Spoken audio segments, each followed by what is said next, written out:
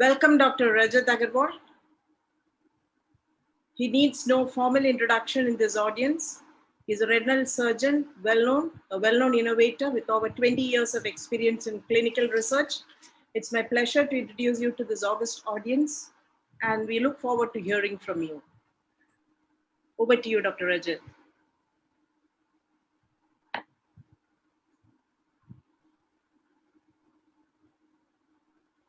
Punesh, can we have his lecture? Yes, Manojji, please. Good evening, everyone. My name is Rajat Agarwal. At the outset, let me thank Dr. Partha Biswas and the AIOS Scientific Committee for this honor. I'm here today to speak about artificial intelligence in relation to our field in ophthalmology. At the outset, let's ask ourselves this question: where are we in regards to provision of eye care in a global sense? And the answer to that question is not really good in a way at this time. We do not have adequate provision of eye care to patients around the world. Just as an example, while the population of the world is increasing, people are also living longer, which suggests that the number of lifestyle-related diseases or age-related issues are only going to increase. Do we have enough resources for this increasing number of patients around the world? And probably the answer to that question is no, not really. There is only a limited number of ophthalmologists around the world at this point of time. Moreover, 80% of the population living with diabetes lives in underserved areas.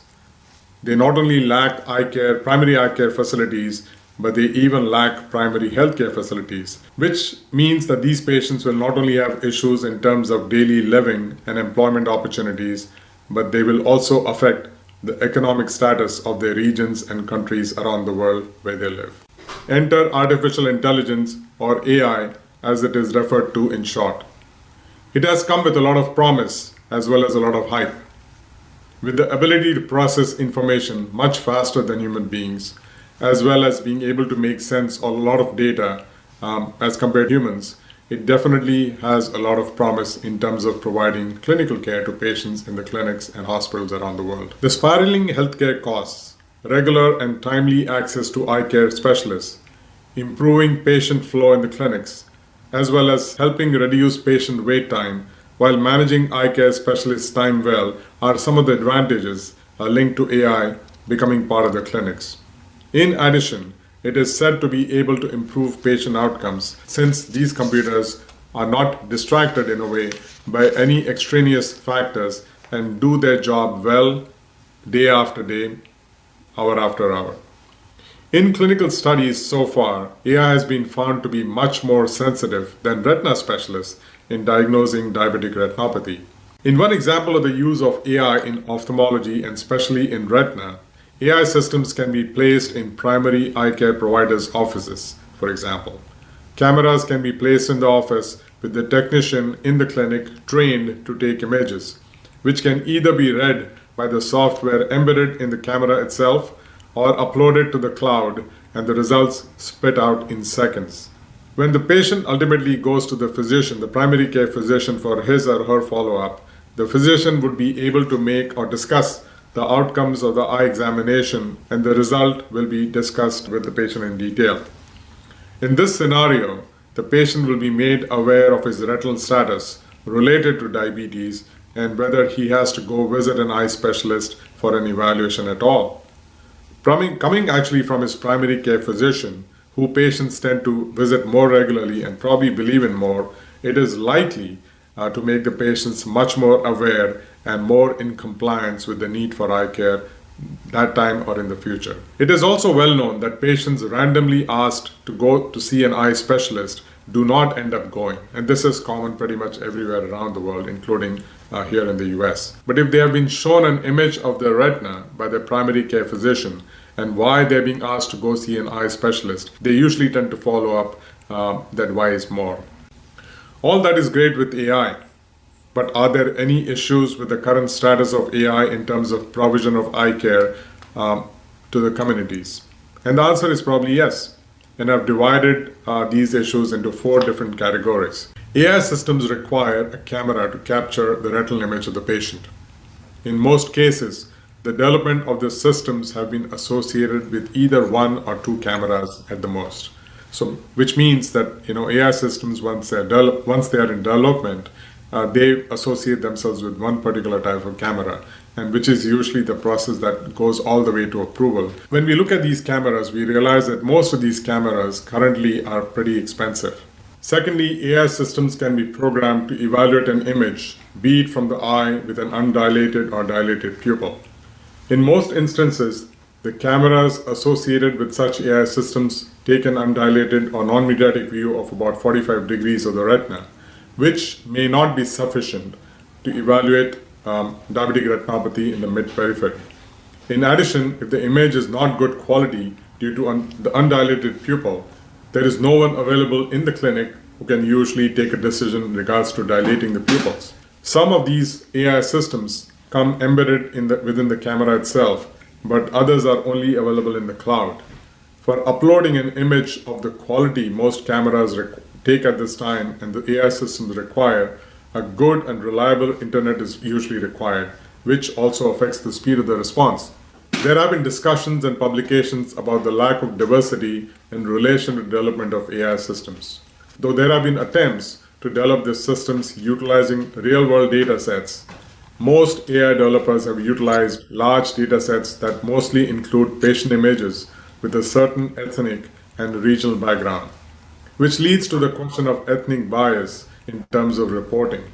With pigmentary differences in eyes from different regions around the world, it is quite possible that those systems trained on a certain data set may not be able to report adequately with eyes from other parts of the world.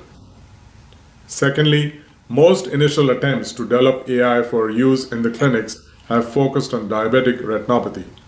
Though attempts have been made and are still ongoing to incorporate other diseases in the AI armamentarium, it will obviously take some time. There's also this question about how do AI systems correlate with each other? Which one is better, which one is not? Is there a head-to-head study that has been done which allows us to evaluate, in a way, whether the systems, reach a certain mark?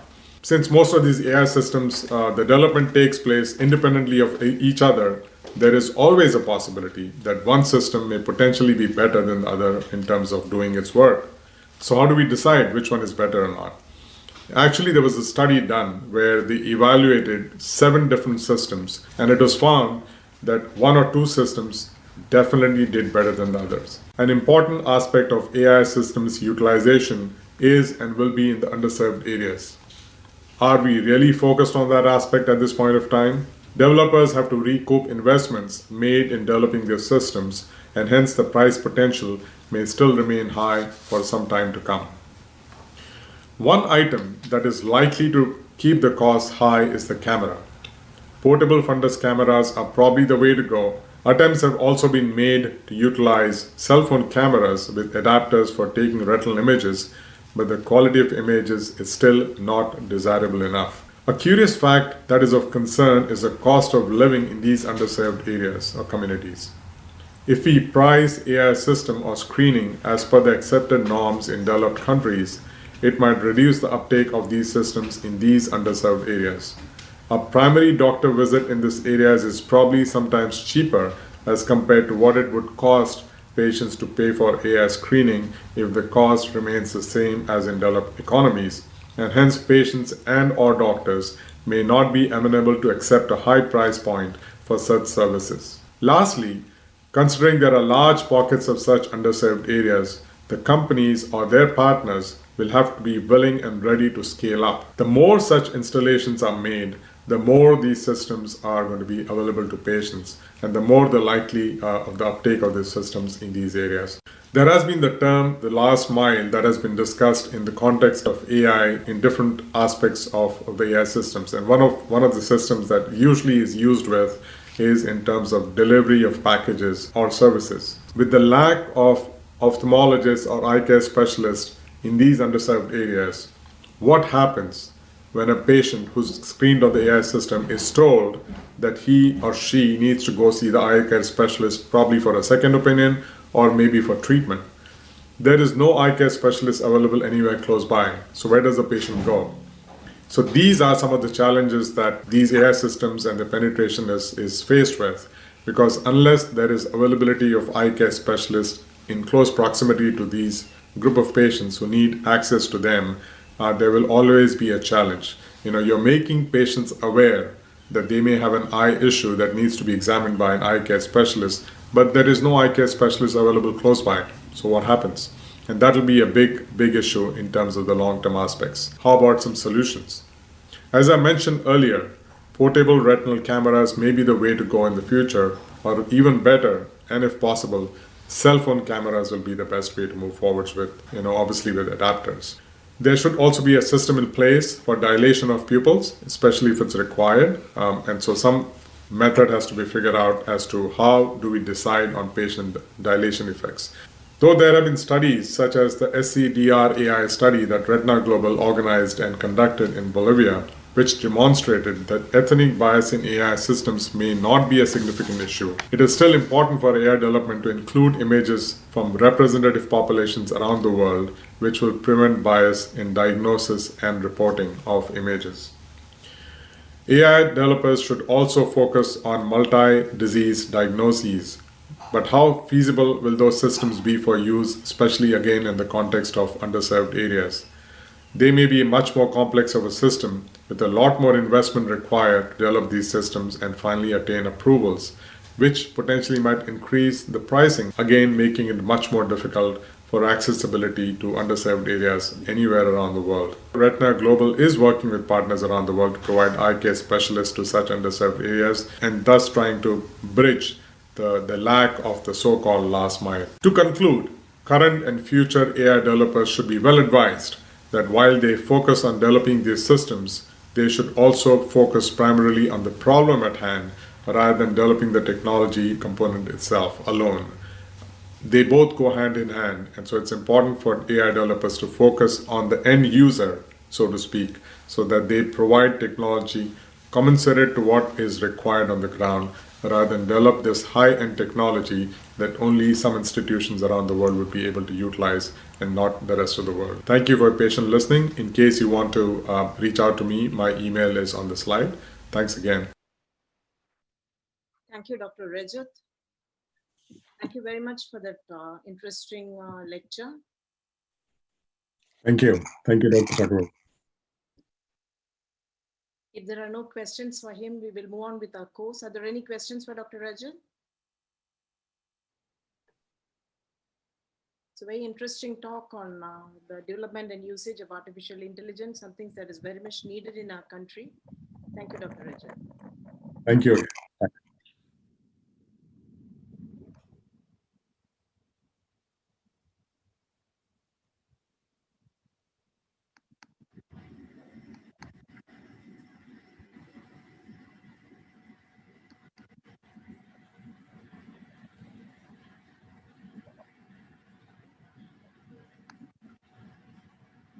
So let me move on with our course.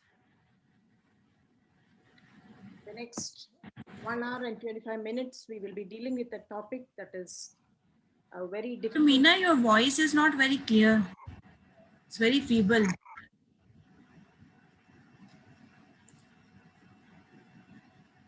Am I audible now? Yeah, better. Yeah.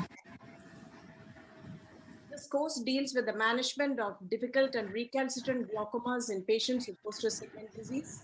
This is the roadmap of the course. After my introduction, Arup is in another hall, so once he joins us, he'll make his presentation. Ma'am, you can't see your video.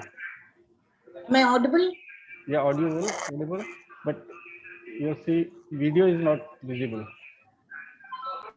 We will start with my presentation on glaucoma associated with intravitreal injection, move on to Dr. Sushmita Kaushik's presentation on glaucoma associated with posterior segment surgeries, followed by Dr. Sunita Dubey's presentation on difficulties in the diagnosis and management of primary open-angle glaucoma in high myopia. Then Arup will come in and present his topic on neovascular glaucoma, and then I will move on to the management of acute angle closure glaucoma associated with spontaneous suprachoroidal hemorrhage. So let me move on with my first presentation.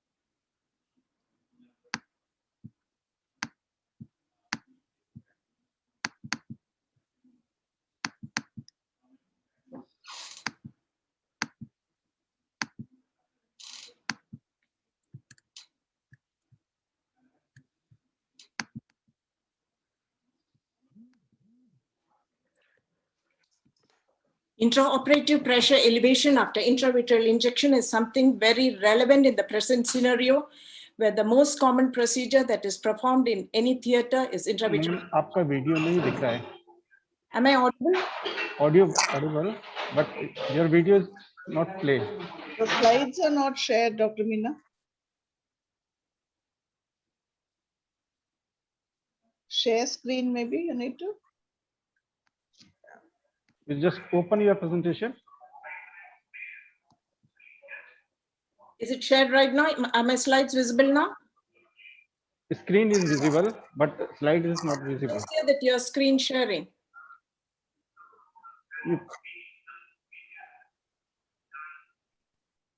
You need to open the presentation, maybe? That's not open. You share again.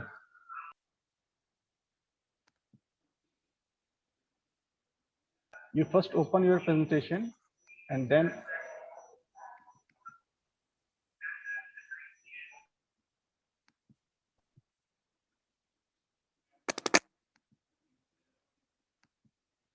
Is getting shared now? the screen is visible, but your presentation is not visible. Well, I sorted out. Sushmita, can you start your presentation? Okay, ma'am, I'll do that. No problem.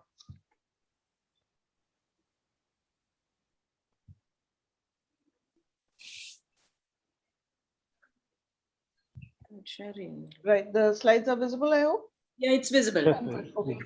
So, good evening. In the last session of this wonderful conference, thank you very much, Dr. Meena and the IOSC for the invitation. So, I'd be talking of post-vitrectomy glaucoma, which is a problem that we face quite often. The intraocular pressure rise following posterior segment surgery could be either early or maybe later. The early rise is most likely to have a persistent rise for about 6 weeks, most commonly due to SF6 or C3F8 gas or silicone oil, or tight scleral buckles and encerclage, or very acute inflammation. But later, it's usually due to prolonged corticosteroid use or damage to trabecular meshwork, which could be pre-existing or could be part of the pathology. So it's important to know what the problem is before we go on to solving it. So the risk factors, this nice case control study I came across, patients who required a glaucoma drainage device after VR surgery, versus patients who underwent VR surgery without a subsequent drainage device. And they found that younger patients, more often men, those who had more interventions prior to the VR surgery, those who were treated with silicone oil, those who had higher intraocular pressure in the first post-operative week, and those who had a history of glaucoma. So these are all very intuitive things as to who would be the one who would likely to require a drainage implant after surgery. So the broad management principles are medical management, especially for an acute rise, and sometimes they may require a buccal removal, silicone oil or gas removal if it's again an acute rise, and chronic rise usually required surgery, and more often than not, post PPV, we prefer glaucoma drainage devices. So medical management is given first, but the IOP level and vision guide the plan. So roughly when we are in the clinic, if the pressures are more than about 30 and there's moderate vision, we usually think about surgery or a limited diode laser cyclophotocoagulation, depending upon the state of the conjunctiva and scarring, etc.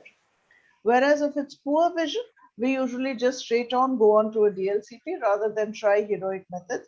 And this is especially if the other eye has good vision. But if it's less than 30, then we always try with medical management first. And usually if it's the inflammatory or the corticosteroid effect, as that goes down, then the pressures also get all right. But if it's poor vision, again, we start thinking of a limited diode laser. In these eyes, hypotenuse is more ominous, so we need to remember that. And this may trigger a redetachment for a surgery which had been done. So we need to be a little more on our guard when we are operating on these eyes. And usually it's sobering to realize that most patients will be on 1 or 2 medications despite surgery. So the options we have are a glaucoma drainage device, which is useful in very high risk eyes with scarred conjunctiva. Failures occur in about 20%, transient complications in 20%, and severe complications in 20% more. But then without doing it, we've lost the battle anyway. An inferior placement glaucoma drainage device avoids a migration of emulsified particles underneath conjunctiva, and that causes subsequent fibrosis. So if we have silicone oil, a lot of us prefer to have an inferior drainage device. The tube placement in sulcus is easy. It is safer for the cornea, and after cataract surgery, there's no problem at all. If there's pre-existing glaucoma, then usually we might even do a combined surgery, that is a PPV and a tube, which we did here. So if there's an existing encerclage, now that becomes a problem because you might have a pre-existing encerclage, which is difficult to dissect under the muscles, and if you want to place a non-valved implant. So I'll give an example. This 1-year-old, 14-year-old, one-eyed 14-year-old boy lost one eye to blast injury and the other had cataract surgery, recurrent retinal detachments, and then a PPV. Best corrected vision 624, intraocular pressure 44 despite medication, and by now they had very little money left. So mercifully we have the Adi, which is cheaper and we can use. So the problem with the people like this, where I would prefer an AGV anytime, but then the economic considerations come in, and it's very difficult to dissect if you have a scleral buckle in situ. So if you see this, I'll just move this forward. So you see, this is the capsule with the silicone band, and it's very, very difficult to keep on dissecting because you need to place the Adi or the bar weld underneath the muscles. So it takes a lot of time and you do land up in a lot more fibrosis. And now you can see it's taken a long time to actually dissect out this muscle. And once you dissect it out and make a space for the Adi wing to go in. Now this is a pretty much bulky plate, and you need to have the wings underneath. Usually we'll end up putting the plate over the pre-existing buckle because we can't remove it. So 3 months later, mercifully, his intraocular pressure was 12 millimeters. Best corrected vision is 660. And you can see this inferior tube in the sulcus is well placed. But it's so much easier to just implant the AGV. For instance, this 56-year-old diabetic, if you have TRD, PVR operated, but no visual gain, and left eye had PVR and 624 vision, but 56 millimeters of mercury. So when we have a scleral buckle like this, I would much rather just put in, and then it's always good to pull out records of the vitreoretinal surgeon so you know exactly where the buckle is, where it's been sutured, so you can plan your device easier. So in contrast to the first one where we struggled and struggled, you see this, all you need to do is slip it over, and what we do is slip it over the buckle and then just take the tube and implant it in the sulcus because this was pseudophakic. And you can see the silicone oil sitting up there as soon as you lay the patient down on the table. So here the silicone oil comes up, and this is the same thing actually, just the tube being inserted. Right, so post-operatively, you can see there's an inverse hypopion, but because it's an inferior tube, it's not going to block it, it's not going to go out. So it doesn't matter if there's a little bit of inferior hypopion. Mind you, no matter how many times you take these out, sometimes the silicone oil just keeps coming, and you can't keep waiting endlessly. So you need to do surgery despite it. Sometimes it's not enough, and we need to put the second one. So the second one is usually the AGV, which we put. So this is the first one, and this is the other one here. So we have a lot of these one-eyed patients walking around with 2 tubes with good vision, and we just have our hearts in our mouth, and we hope that they sustain their vision throughout their life. Sometimes it can be very troublesome. You do a good surgery and then there's a big bubble which needs removal pre-operatively. This was interesting. When we learned this earlier, we used to put it as usual in the superior quadrant, and then through the conjunctiva, this is a leaked out silicone oil, emulsified oil. So this is a problem with, but then even with these tubes, sometimes they have it around, and then we need to go in again and do a little bit of vitrectomy and take this out because pulling it out doesn't work so much. But even then you realize this patient, you had silicone oil emulsified inside the tube. But if the pressures are fine, we just let it be because there's silicone oil all over the eye anyway. So I'd like to share this video of this patient whose silicone oil came up, and I just wondered with the UBM. So we put it in and just to see what happens to it. And it's one of the most fascinating UVM videos that I've seen, because it actually shows the current of silicone oil and tells us why no matter what you do, sometimes the silicone oil is just going to keep on and on. And this is the silicone oil which we see here just under the cornea. So sometimes tube migration is a problem. This coloboma RD, one-eyed girl, left phthisis after PPV for RD. So again, the responsibility is even more. So she had right post-PPV glaucoma, but pressure vision of 660. So when we put this, the IOP is 18 on 2 drugs, but then the tube migrates towards the, so this happens in younger children because they rub and all that. So you have to go in again. And here we've trimmed the tube, and this is just right now, and we're just hoping that she maintains her vision.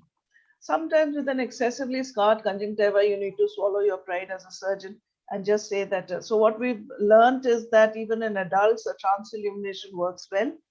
We just put it on the cornea, and you see how far back the ciliary body is now. If we had the Gordon variety of 1.5 millimeters behind the limbus, we wouldn't have been coagulating the ciliary body at all. So transillumination, especially in the post-PPV eyes and the younger children, work very well because it's a very distorted anatomy here, and it's nice to know. So we mark it out, and then we apply the diode laser. So I'll just summarize that post-PPV or a scleral buccal glaucoma is difficult, and many times it is the only seeing eye that these patients have. A GDD implantation is usually required, but for posterior segment pathology and glaucoma, a combined PPV and glaucoma drainage might be a better alternative with pre-existing glaucoma, but sometimes a guarded TSCPC may be a less invasive and a safer option. Thank you very much. Thank you, Dr. Sushmita, for this wonderful presentation. There's a question for you from someone in the audience asking the role of cyclophotocoagulation in difficult glaucomas, where you cannot dissect and Yeah, sure. We do limited diode lasers very often, and the key is touch wood. I shouldn't say never, but less than 180 degrees they don't go into hypotony. So 180 degrees is a good safe thing to do at a time, and it's okay if you need to go in. So if you tell the patient that we might require 2 or maybe 3 sittings of laser, a graded or a limited diode laser to see how much it affects. But one caveat is if you can use transillumination, it works much better because then you delineate it better. So we do a lot of limited DLCPs. The immediate postoperative period, there's a lot of postoperative inflammation. And yes. If you have done a phaco-vitrectomy with silicone oil tamponade, if you find that the iris binds down to the intraocular lens and there is a pupillary block and a lot of secondary glaucoma, and those intraocular inflammations are very, very difficult to control. So managing glaucoma in a silicone oil filled eye is very difficult. Yes. We'll take up some more questions at the end. We'll move on to Dr. Sunita. Please share your screen.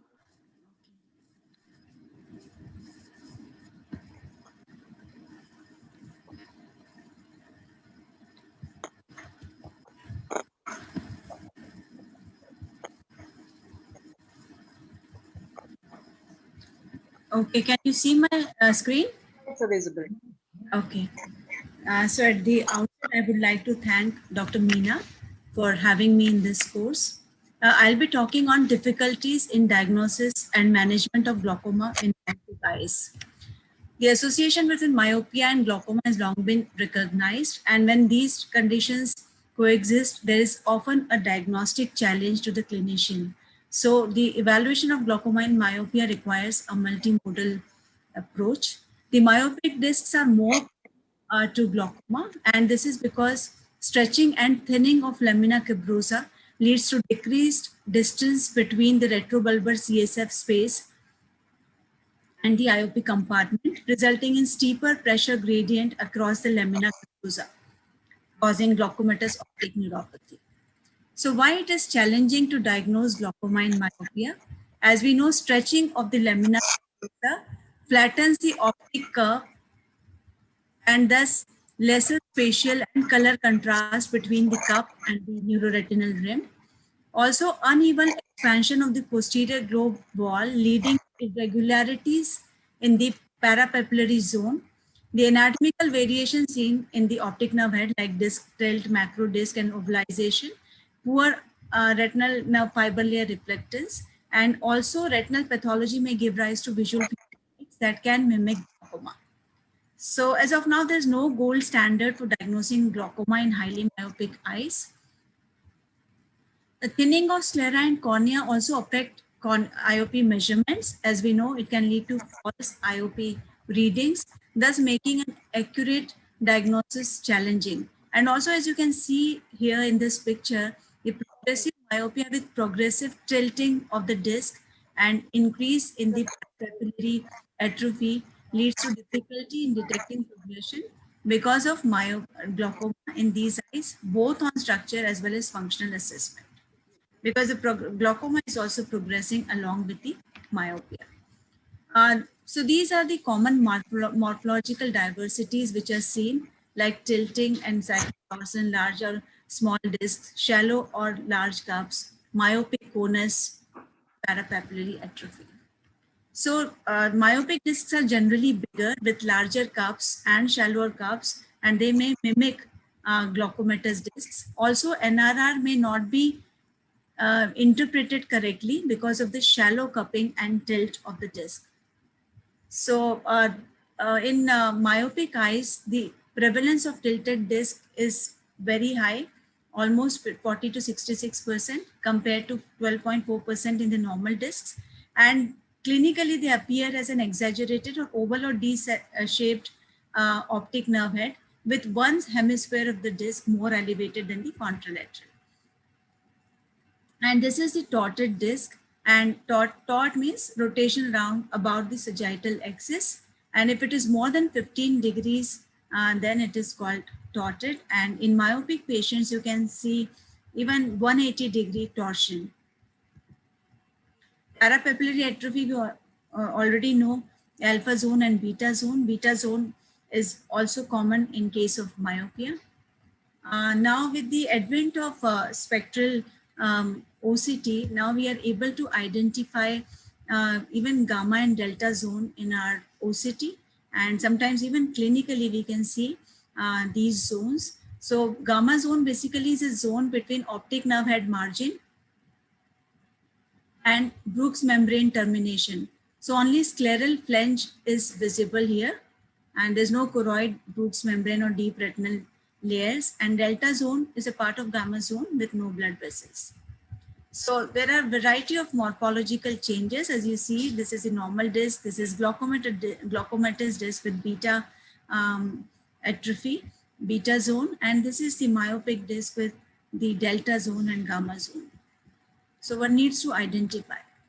Also, myopic eyes can have field defects like glaucoma, and this has been shown in this Brian Holden Vision Institute high myopic registry. So the myopic visual fields can mimic the glaucomatous visual fields. However, defects due to myopia affect central fixation if macula is involved, or generally if macula is not involved, then there is enlargement of the blind spot, which is related to the enlargement of the parapapillary zone. And glaucomatous defects, as we know, initially occur in Jerem's area or as nasal steps. Progressive visual field loss despite stable macula may indicate glaucomatous progression. Since it can involve papillomacular bundles, so it is better to do a 10-2 or the newer tests like 24-C. So as you can see, this is a patient with myopia, and you can see here the defects are not there on the nasal area, but they are there in the temporal area, and like enlargement of blind spot. And similarly in this patient also, mostly the defects are there, suggestive of parapapillary atrophy. Now coming to OCT, which is widely used in clinical practice. As we know, the volume scans of most of the OCTs have a depth focus of only 2 millimeter. And because of the enlargement of the posterior part of the eye in highly myopic eye, sometimes these eyes have very high curvatures, and that exceed the limit of OCT acquisition. of images, and this leads to segmentation errors. So there is difficulty in acquisition of images in high myopia, and you can see here that there's no normative database available for myopic population. Hence, thinner RNFL in these patients would lead to red disease and false positive errors. And also because of the gamma zone, Brooks membrane MRW complex will not be accurate parameter to diagnose NRR thickness.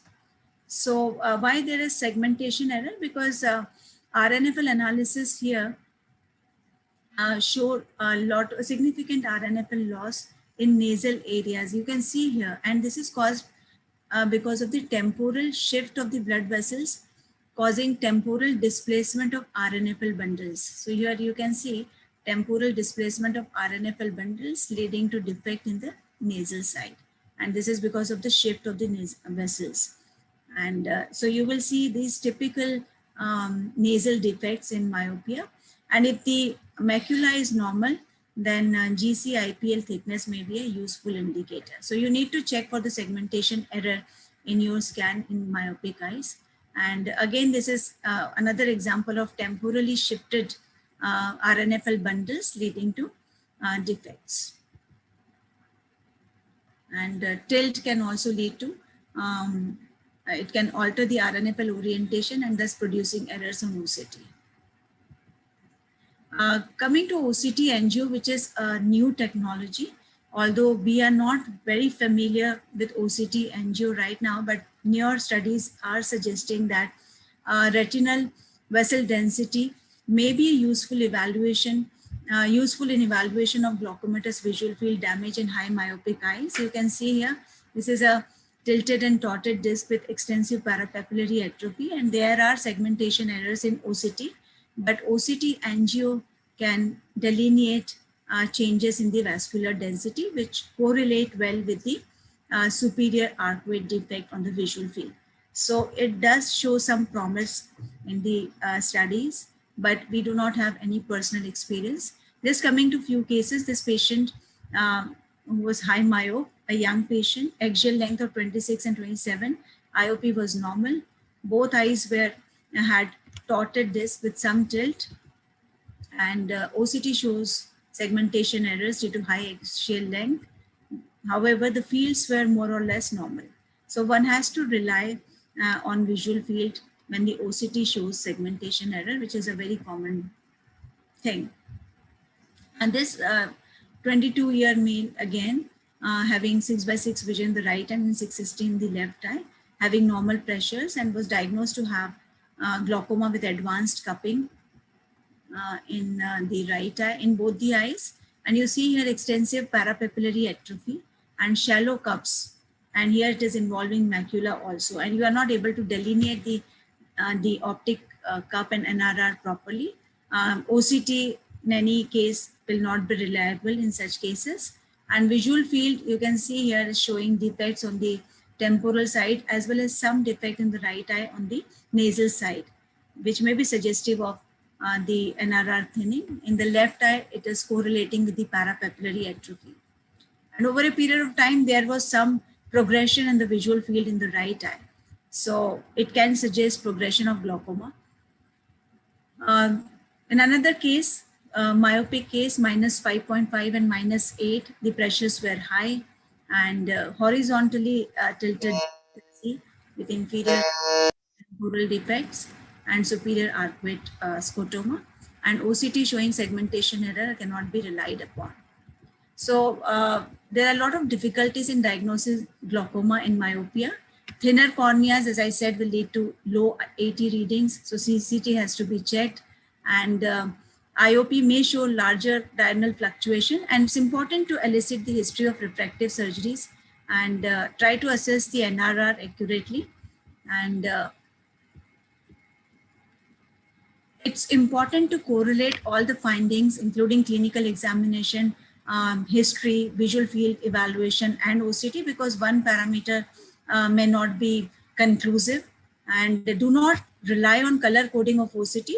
Compare the OCT data to the patient's own baseline. So if you have done an OCT, then try to compare on the same patient with the patient's own baseline and look for even minutest change for progression. And if myopia, if maculopathy is not present, then GC-IPL thickness will be more conclusive. And early management is important. Surgery in these patients may be difficult and may lead to hypotony, especially if you have used mitomycin C. So use of releasable suture erosion will be required in such cases. So surgical management, I think one needs to be very, very cautious, and judicious use of mitomycin C is what is required.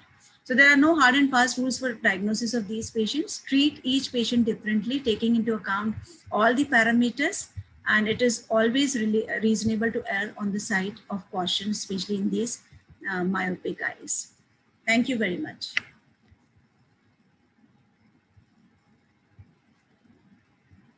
Thank you, Dr. Sunita, for that wonderful presentation.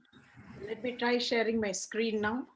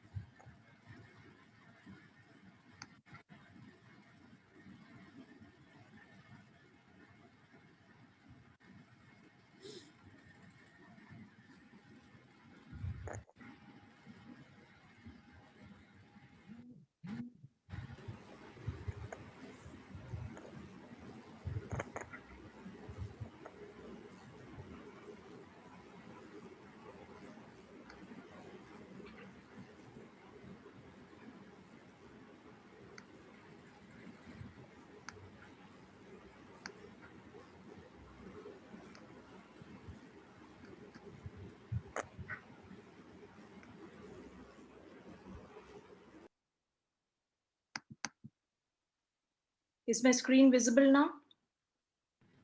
Yes, yes, it is visible.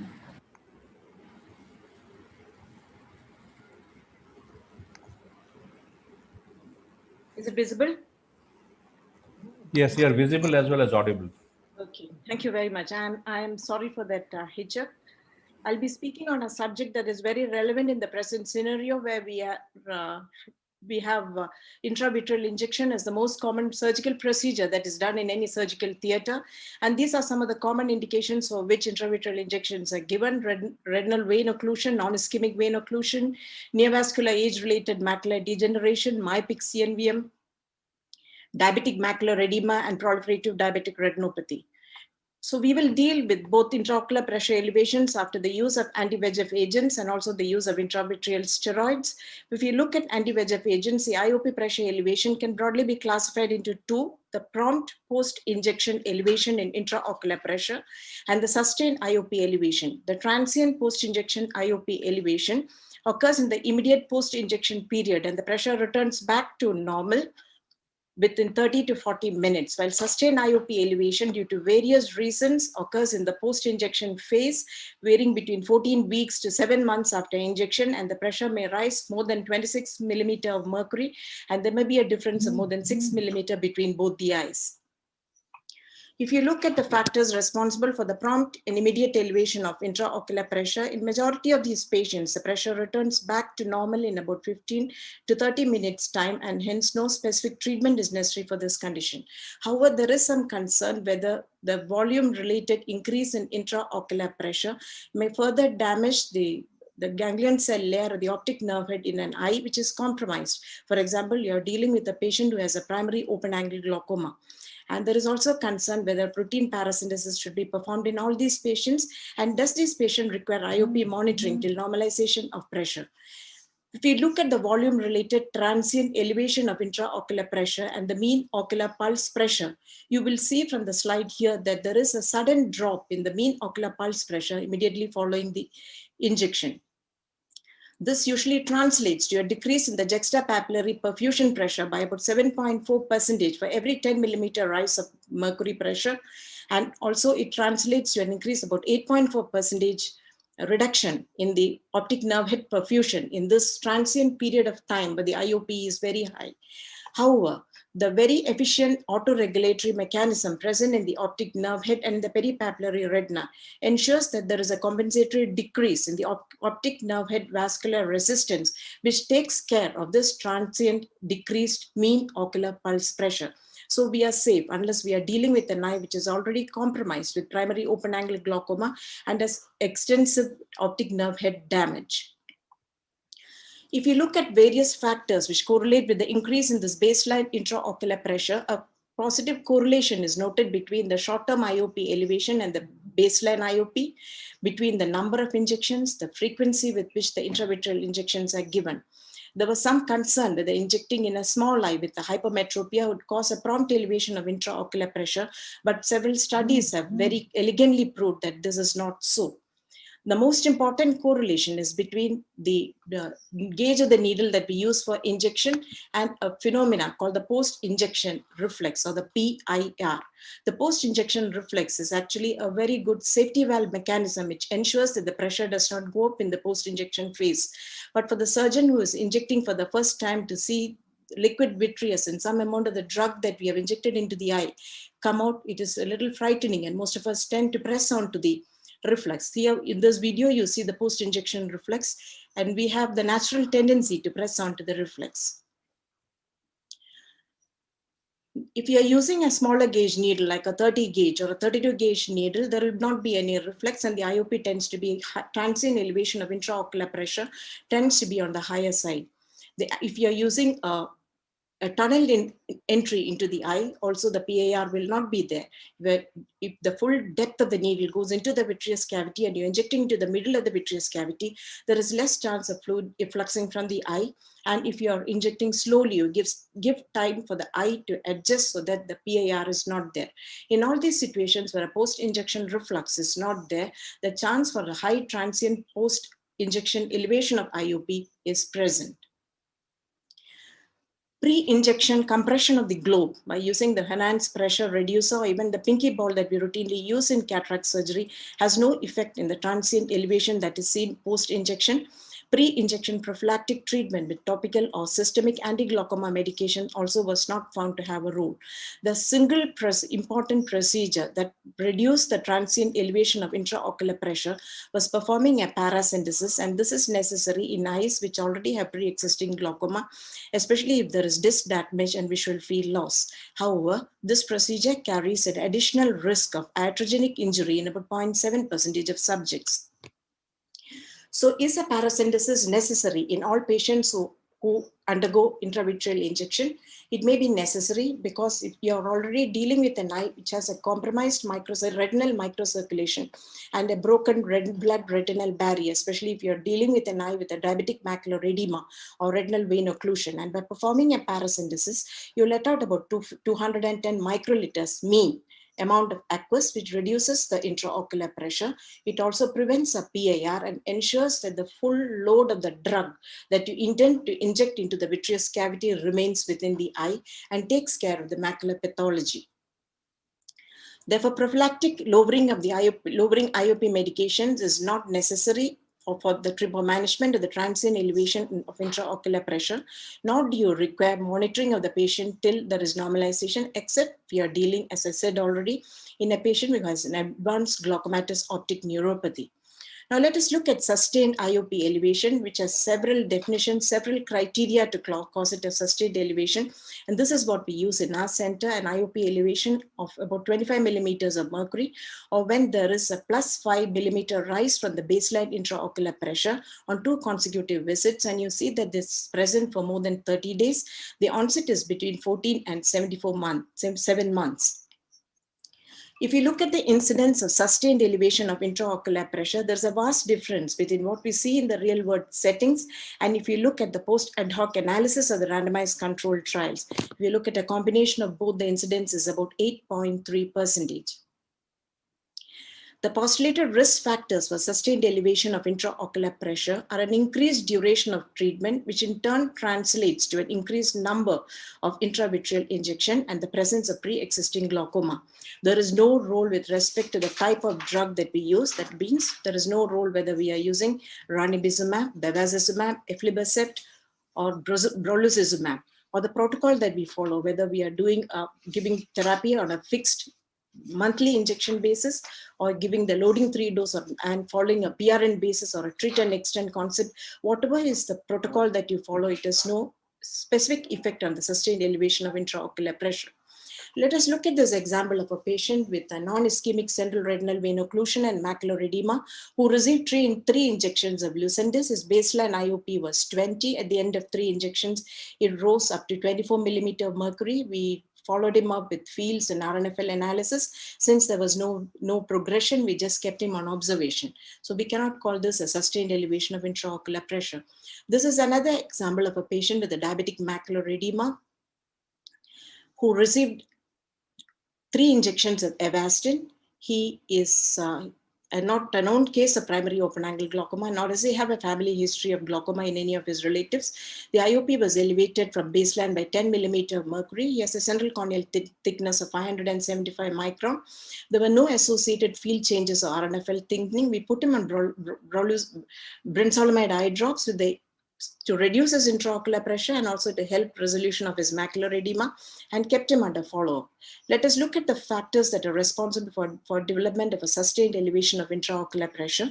The most important is the microparticle obstruction of the trabecular meshwork and some amount of trabeculitis.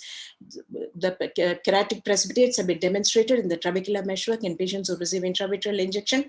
And what is this monomer that is blocking the trabecular meshwork? There are very elegant microflow imaging studies which have shown that the microparticles, or the subvisible particles, increase in density as the whole time of the drug increases. For example, if you are using Avastin and you keep it for a period that is greater than 14 days, you see that the number of microparticles increase, and these microparticles contain basically silicon microdroplets leached from the plastic syringes or protein aggregates from medication packaging and delivery.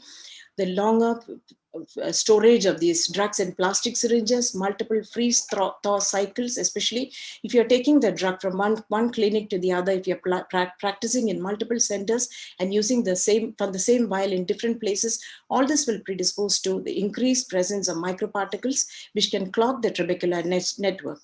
This is smoked with prefilled ranibizumab and repackaged bevacizumab.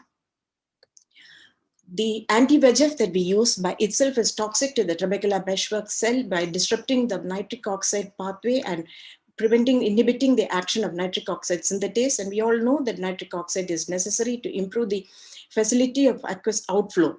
And hence, this has definite toxic effect of the trabecular meshwork cell. There are definite VEGF receptors which are present in the wall of the Schlemm's canal, which are necessary for improving the facility of aqueous outflow. And the anti-VEGF agents, because inhibition in the action of these of the VEGF produced in the trabecular meshwork, and this may be responsible for the decrease in the outflow facility that is seen in patients who are on chronic anti-VEGF therapy, and the reduction in the RNFL thickness which is associated with this condition. A significant reduction in RNFL thickness is noticed mainly in diabetic patients on treatment for diabetic macular edema.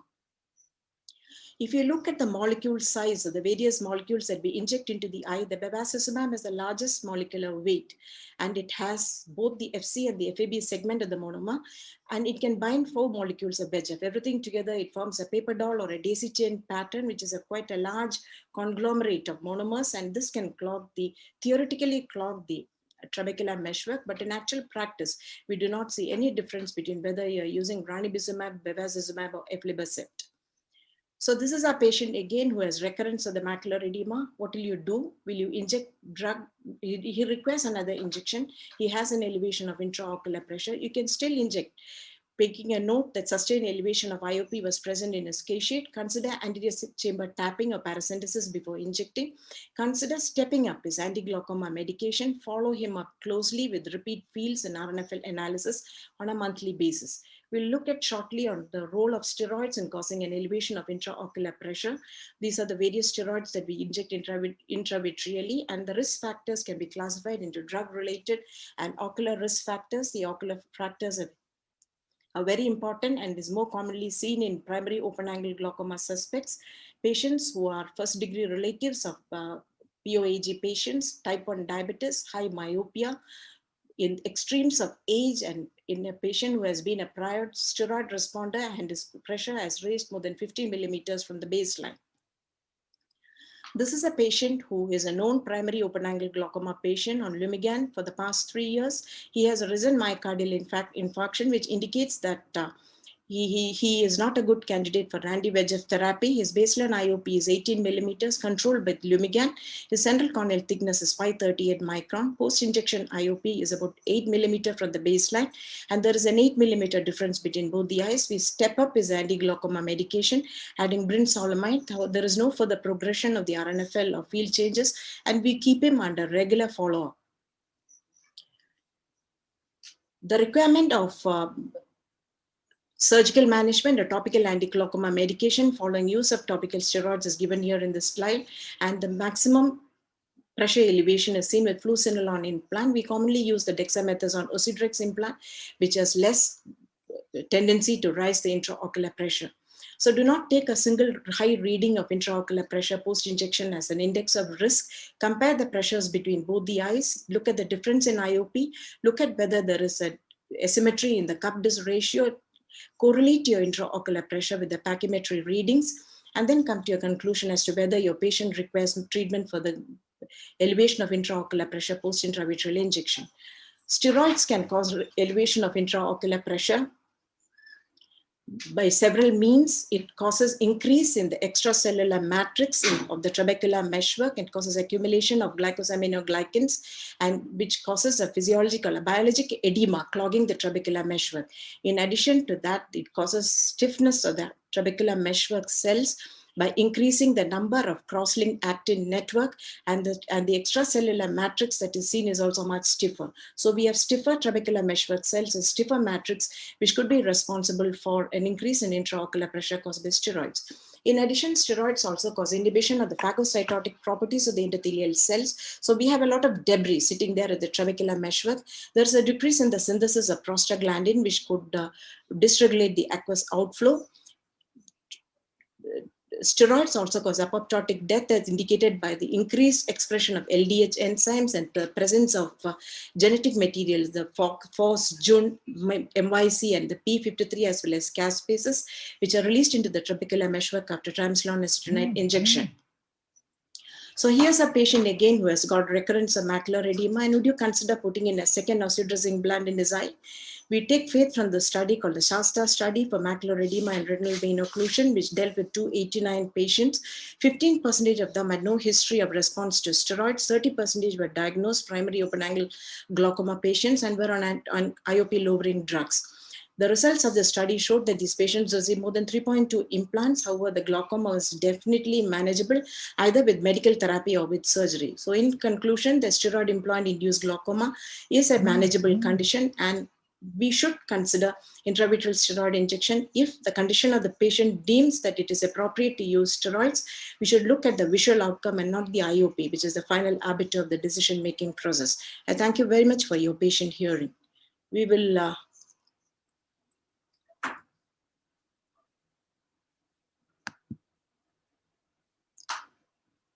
Arup, would you like to speak now?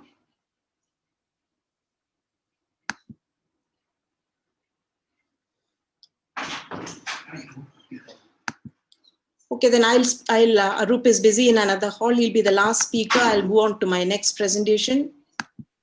Well, Doctor, just a gentle reminder, we have 25 minutes left for closing this session.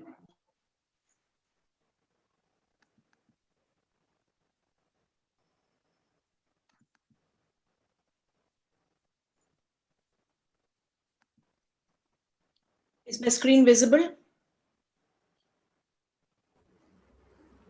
Yes, screen is visible. No, doctor, you'll need to open the presentation and then start screen sharing. Okay. So this is a small presentation on acute congestive glaucoma following intraocular hemorrhage. Your screen is not visible. You have to open the presentation, stop screen sharing, open the presentation, and then share the screen.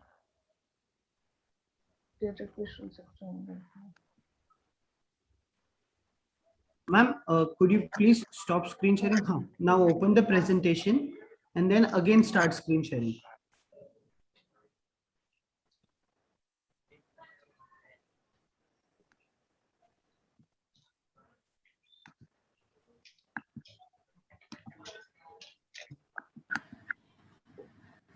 Ma'am आपका ये video play होना है ma'am this is video ना No, it's not a video.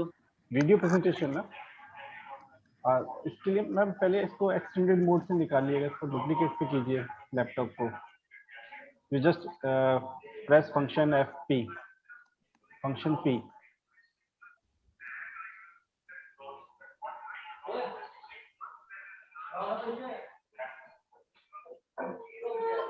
and select duplicate. Screen share is visible, but your video is not visible. Is my screen visible? Yes, but video is not visible. Is my screen visible now? Yes, Yes.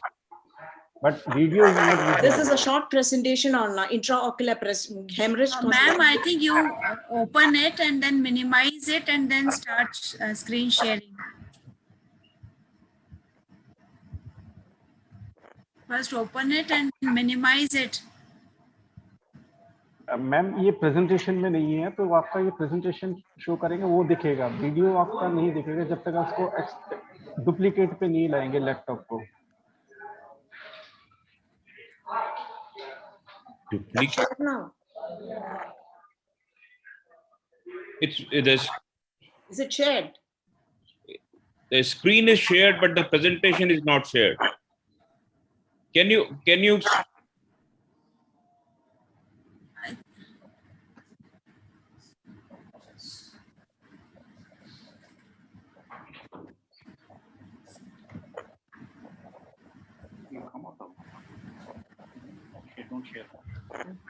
I think if it's a presentation, then you just minimize it and share screen and click on the presentation.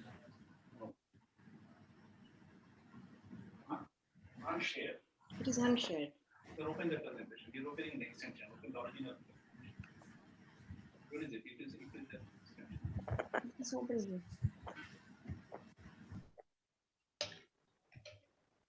Open fully, no?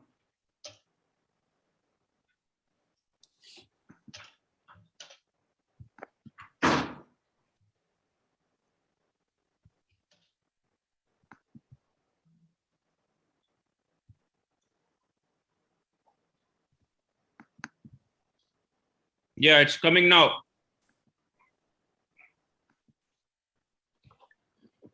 Sorry. This is a short presentation on acute angle closure glaucoma in patients with intraocular hemorrhage. If you look at the literature, there are about 17 cases reported so far. We have a contribution of 2 cases. This is the first patient who presented with an acute congestive attack, and looking at his fellow eye, he had a lot of small areas of peripheral subretinal hemorrhages. This was his B scan at presentation, which showed the presence of an hemorrhagic choroidal detachment. And with medical treatment, it increased in size and he was in severe pain. So he went into surgery. This is a very old video done way back in about in the year 2000. And you can see that the anterior chamber paracentesis is done to reduce the pressure.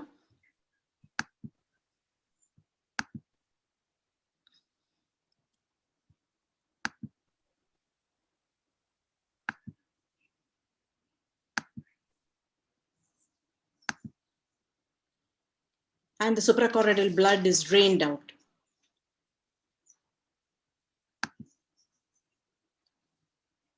This was way before the trocar cannula was used for draining the suprachoroidal hemorrhage.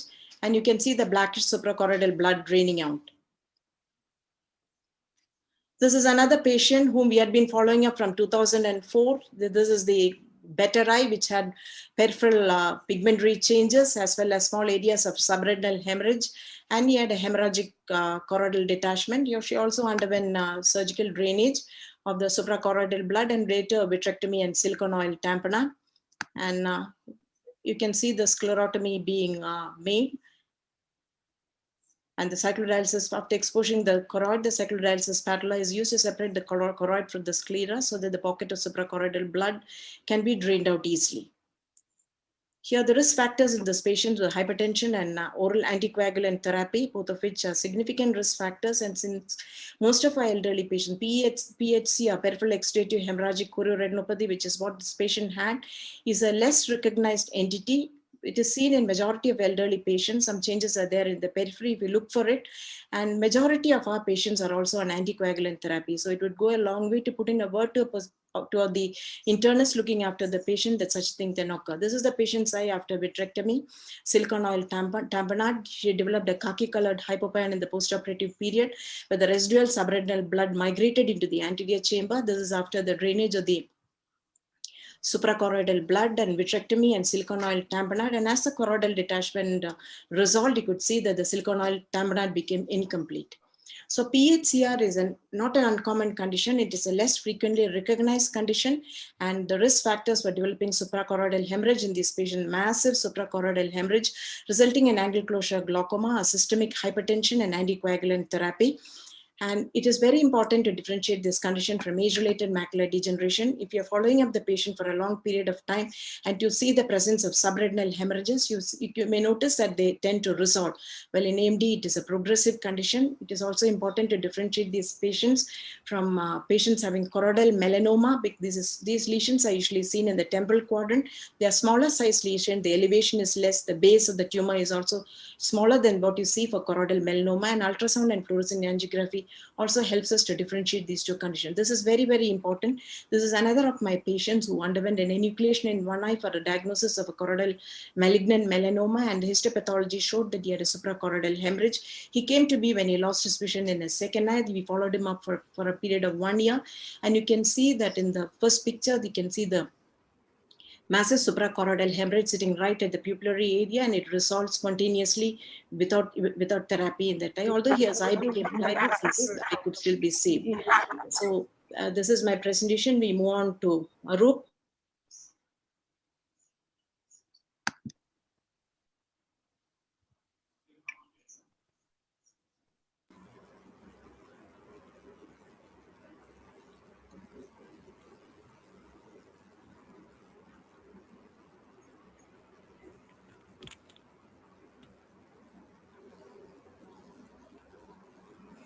Am I on the screen? Can you hear me? Yeah, you're audible. Your slide is also visible. Okay. Okay. So good evening, friends, and thank you, Dr. Meena, for having me here. I am Arup Chakrabarty, and I have no financial interest in the contents of my presentation. Way back, Duke Elder defined neovascular glaucoma as a severely painful and a disastrous condition, and he noted that any attempt at operative reduction of ocular tension makes matters worse by inducing profuse and recurrent hemorrhages. And the only practical treatment, if retroviral alcohol or cyclodiathermy doesn't work, fails to relieve pain, is enucleation. So since that time, we have really traveled a long way, and we have got a better understanding of the pathophysiological pathways. Because of the all-round advances in ophthalmology, we are able to arrive at a diagnosis at a much earlier timeline. The therapeutic options also have improved with the advent of anti-VEGFs in the therapeutic armamentarium. The scenario has changed. Again, with the anti-VEGFs and with the antimetabolites, we are able to obtain better results with trabeculectomy tubes and shunts. So we are basically dealing with a situation where the prognosis has become much better than earlier. And this slide shows you a series of pictures, pre-treatment and post-treatment in our patients, and the patients have done well. So in my presentation, I'm going to share with you the principles that we employ in our center for managing patients with neovascular glaucoma. So these are all the conditions that may be associated with neovascular glaucoma. This is a busy slide, and I have no intention of going through the details of each and every condition. This is just to emphasize that all these conditions have one final common pathway, wherein there is retinal hypoxia or ischemia that liberate angiogenic factors that migrate diffuse anteriorly, resulting in anterior segment neovascularization. Diabetes mellitus with proliferative diabetic retinopathy, CRVO, particularly the ischemic variety of CRVO, ocular ischemic syndrome account for 75% of all the patients with neovascular glaucoma. And I think diabetes and central retinal vein occlusion account for 33% of all the cases. So whenever we have patients landing up with this condition to our clinic, we should be alert, we should be on our toes and work up these patients well, take adequate prophylactic measures so that we can prevent these patients from moving to the next stage of neovascular glaucoma. We are all familiar with the different stages of neovascular glaucoma, stage 1, 2, and 3. They are basically characterized by the presence of different grades of neovascularization in the anterior segment, the anatomy of the anterior chamber angle, and the presence of intraocular and the level of intraocular pressure. In the rubeotic stage, you just have a proliferation of vessels on the pupillary margin, and on gonioscopy, you may be able to see an arborization of the vessels in the angle. And it is best to catch these patients at an early stage and start treatment so that these patients do not move to the next two stages. In the next two stages, the intraocular pressure is raised, and it is an open angle mechanism in stage 1 and stage 2, and it's a closed angle mechanism in stage 3. So these patients also require pressure lowering therapy, medical as well and or surgical, to effectively deal with their situation. So when a patient presents to us at a rubeotic stage, it is important to get to the etiology and the extent of the neovascularization process for us to prognosticate the case better and tailor therapy according to the findings in a given case. I'd be very interested in knowing the exact etiology of the condition, because as I mentioned earlier, a few conditions are more aggressive than others. For example, CRVO, and we need to work up these patients and initiate therapy at the earliest and follow these patients up so that we can prevent them from going to the next stage. Extent of the neovascularization process is also important to document. Of course, the intraocular pressure is not elevated at this stage. We need to perform a careful and dilated examination of the iris, do a gonioscopy to look for new vessels in the angle, and perform a fluorescent angiography. And institute have a definite line of management so that they don't move to the next patient. Now, this particular image shows the natural course of neovascular glaucoma, associated changes in intraocular pressure, and the treatment priorities. Panretinal photocoagulation and intravitreal anti-VEGF therapy, they form the mainstay of treatment in all the three stages of neovascular glaucoma. And only in secondary and stage 2 or stage 3, as I mentioned earlier, we will have to think about treatment to lower the intraocular pressure. So we started using bevacizumab quite early when it came to the Indian market, and we presented our research in various international meetings, AAO and the ASCRS, and got a couple of best paper of the session award. So the clinical objective of our study was to look into the efficacy of combining IVB with same-day PRP in the early stages of neovascular glaucoma. Primary outcome measure being regression of new vessels of iris and angle, and secondary outcome measure was control of intraocular pressure. It was a prospective interventional study, 38 eyes, 3 modes of intervention, isolated PRP, IVB monotherapy, and combined IVB and PRP done. So we had a protocol to follow up these patients, and assessment was done to look into the response to intervention. And we also documented the ocular as well as systemic complications. Retreatment schedule, in case retreatment was required, included additional PRP, PRP plus IVB, and repeat IVB. Now, looking at the results, the time to NVI regression was minimum in the combined group. This was least, only for, and this was statistically significant. These are the pre-injection and post-injection images of the same patient, and you see the pathology has regressed significantly, and the patient has been doing better. While looking at the effectiveness of treatment on IOP, we looked at again all the 3 groups. This is the PRP group, this is the IVB group, and this is the combined group. And we noticed that in the combined group, the intraocular pressure drop was quite significant at the second postoperative visit, and it continued up to 3 months of the injection. So we concluded that intravitreal bevacizumab monotherapy with PRP can be considered as a first-line option in managing early stage of neovascular glaucoma. So these patients need to be followed up very meticulously, and the follow-up schedule depends upon exact etiology of the disease, stage of the disease, the degree of the IOP control, and the treatment modality that has been adopted. And it may vary from 1 to 2 weeks to every 2 to 3 months, and go up to even 1 year. The primary care physician has to be included in the patient care, and the patient also requires a lot of counseling as to the unpredictable and recalcitrant nature of the disease, Patient also has to be informed about the signs and symptoms of uncontrolled intraocular pressure. And we need to emphasize the relevance of compliance in terms of putting the drops as well as returning for the office visits. Various anti-VEGF molecules have come to the market, and this particular study looked into aflibercept for the treatment of neovascular glaucoma, published in 2015 in Clinical and Experimental Ophthalmology. And it concluded that intravitreal aflibercept may be an effective treatment for stage 1 and stage 2 NVG, resulting in rapid and sustained regression of NVI and NVA as well as control of IOP. However, further research is needed to determine the full duration of effect and the optimal dose and timing of administration. Now, as regards the stages 2 and stage 3, in stage 2, we have to start this patient on pressure lowering medications, and it is usually a combination of beta blockers, carbonic anhydrase inhibitors, or alpha agonists. Even in children, systemic carbonic anhydrase inhibitors can be added to topical carbonic anhydrase inhibitors. If the patient has a lot of inflammation, maybe prostaglandin analogs may be contraindicated, but in certain situations, it may be necessary for us to use prostaglandin analogs. However, in the majority of these patients, the initial treatment has to be rapidly escalated to maximum tolerated medical therapy, majority of the cases. And the inflammation, the intraocular inflammation may require the use of potent topical steroids and cytotoxic agents for further control. For the third stage neovascular glaucoma, when secondary angle closure has already taken place, and in the second stage, the patients where the intraocular pressure is not controlled medically, we need to consider surgical therapy. As I mentioned earlier, with the utilization of antimetabolites like mitomycin C or 5-FU, the results of trabeculectomy has become better.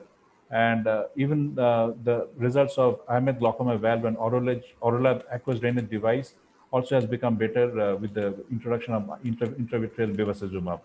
And other options include transcranial cyclophotocoagulation and cyclo-G6 therapy. So how does the trabeculectomy function in these patients? What is the long-term performance? Now, this study performed in Japan actually had an interesting result, and it showed that the total success at a 5-year follow-up was 67.7% complete success, and 85.1% had the qualified success at the 5-year follow-up period. So recently we have been doing most of our cases using the Ahmed glaucoma valve. Earlier on, we tried out Orolab aqueous drainage implant, and we know it is a good implant, but in our hands, we had a lot of patients developing hypotony. So Ahmed glaucoma valve has been giving us very good results. So cyclodestructive procedures are considered only as a last resort when the medical treatment has not worked out, the patient has a poor visual potential, and there are contraindication to incisional surgery. I think this is my summary slides, and is the most important slide as to how do you manage a patient with neovascular glaucoma. So 3 questions are basically posed. Is there a clear fundus view? Is the intraocular pressure normal? Is the intraocular pressure controlled with medical treatment? Now, if the fundus view is clear, in that case, the patient gets a PRP and intravitreal anti-VEGF. If the fundal view is not good, then if it is because of cataract, then cataract surgery is performed. If it is vitreous hemorrhage, vitrectomy is done, and then PRP and intravitreal anti-VEGF is used. In case there is no view and the visual prognosis is poor, then we ask us the second question: is the intraocular pressure normal? If it is so, then we closely follow up the patients. On the other hand, if the pressure is elevated, as I mentioned earlier, we start the patient on topical medications, and then we ask again: is the intraocular pressure controlled with medical treatment? If the answer is yes, again follow up these patients. If the intraocular pressure is not controlled with medical management, then our preference is to perform a valve glaucoma drainage device in these patients, and consider perioperative intravitreal anti-VEGF. If the visual prognosis is poor, and in that case, we may consider transcranial cyclophotocoagulation. So friends, neovascular glaucoma can be a devastating, potentially sight-threatening variety of secondary angle closure glaucoma. Of late, the prognosis has improved because of better understanding of the pathophysiological pathways, introduction of anti-VEGFs in the therapeutic armamentarium, and better results with trabeculectomy and tubes and shunts in the setting of anti-VEGF injections and the proper control of the retinal ischemia process. Thank you very much for your kind attention. Well, doctors, So I have sorry a to question. interrupt. I have a So sorry question to to you. interrupt, doctors. Just heads up on that time. We have 6 minutes left to conclude this session.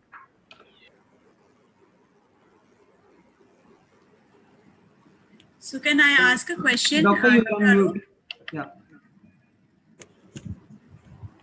Yeah, so my question is, do you give a combination of PRP and anti-VEGF, even if the pressures are normal and media is clear? So what is the rationale of giving that? Like, you can't just do PRP if you don't require any surgical intervention or anything, and IOP is also normal. You need to unmute, Meena. You're muted. You need to unmute. Dr. Meena, you're on mute. Yes. It depends mainly upon the retinal status. If you have a retinal condition, which is, there is a lot of retinal ischemia, in that situation, I would combine an anti-VEGF injection along with 2 or 3 sittings of pan-retinal laser photocoagulation and try to control the retinopathy, the retinal process. Even if the IOP is not elevated. If the IOP is elevated, the pan-retinal photocoagulation combined with anti-VEGF is combined also with anti-glaucoma medication till the patient reaches the maximum tolerable medical therapy, and in that, at that point of time would consider surgery. What do you use to cover the valve to prevent exposure of the tubing? Is it the patient's own sclera or use cadaver? No, we use scleral patch graft. We have an eye bank, so we use scleral patch graft.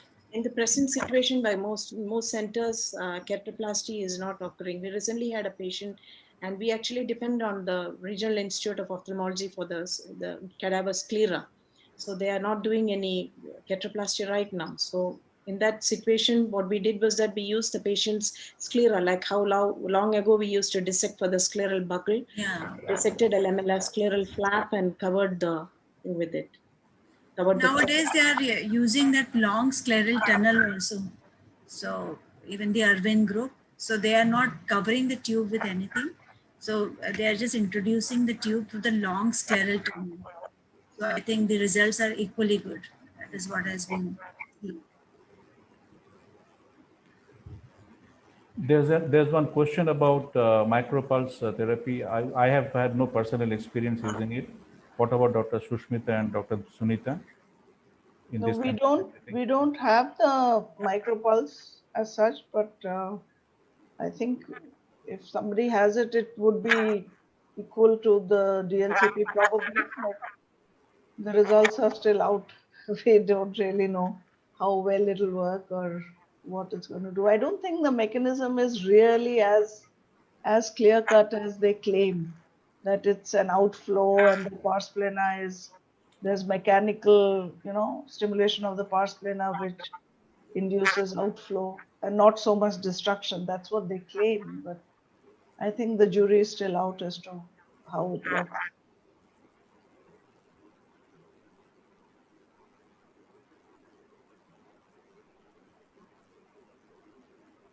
Are there any more questions for the panelists? We still have 2 more minutes. Let me take this opportunity to thank each and every one of you. I'm sorry for the hitches in my presentation, and I look forward to working with all of you once again. Thank you. Thank you for having me. Thank you, Dr.